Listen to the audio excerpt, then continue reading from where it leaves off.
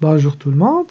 Dans cette vidéo, nous allons voir une autre instruction qui permet cette fois-ci d'interrompre une itération en cours et non pas d'interrompre toute la boucle.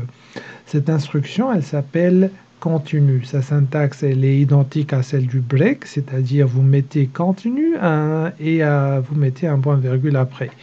Et qu'est-ce qu'elle fait cette instruction continue?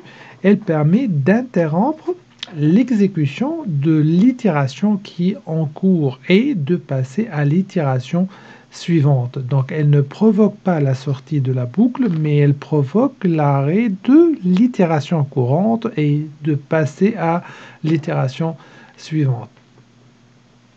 Bien sûr, elle est comme l'instruction break, elle est généralement conditionnée. Et les instructions que je trouve après le continue, ils ne seront jamais exécutés. Donc, à titre d'exemple, nous allons reprendre l'exemple de tout à l'heure en le modifiant un tout petit peu. Nous allons toujours saisir et calculer la somme de 10 entiers, saisis à partir du clavier, mais n'est pas pair, alors je fais la somme. X, il est pair, je ne l'ajoute pas à la somme.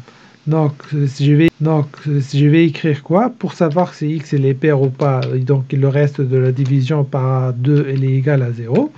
Donc, dans ce cas-là, mon X il est pair et il ne doit pas être ajouté à la somme. Donc, dans ce cas-là, je dis que fait un continu. Bien sûr, si je vais faire un break ici, ça va provoquer l'arrêt de la boucle et je ne pourrai pas continuer la saisie des autres éléments. Par contre, lorsque je mets un continu, qu'est-ce que ça va provoquer? Ça va provoquer l'arrêt de l'itération courante, c'est-à-dire je ne vais plus exécuter la s égale à s plus x et je vais passer à l'itération suivante. On va essayer d'exécuter ça pour voir. Donc, nous allons saisir des entiers pairs et des entiers impairs. Donc, saisir un entier, on va faire 5. Le 5, il sera ajouté à la somme. On va faire 4. Il ne va pas être ajouté à la somme. On va saisir uniquement des chiffres pairs. Comme ça, l'opération de calcul va nous être simple. La vérification va être très simple. Là, tous les éléments que j'ai saisis sont des éléments pairs et uniquement le 5 est un élément impair. Et par conséquent, la somme va être égale à 5. Bien sûr, si vous faites la saisie d'autres variables, vous allez avoir d'autres résultats. Donc 5, 7, normalement la somme elle est égale à 12. Je vais continuer avec des éléments qui sont pairs.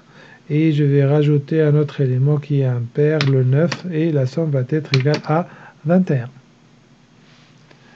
Voilà, donc ça c'est pour le continu et cette vidéo elle vous a expliqué l'utilisation de l'instruction continue. Et rappelez-vous, ces instructions-là sont à utiliser avec précaution, continue et break. Et aussi, elles sont généralement conditionnées et vous devez bien écrire vos conditions pour avoir le résultat attendu. Donc, je vous remercie pour votre attention et on se voit dans la vidéo prochaine.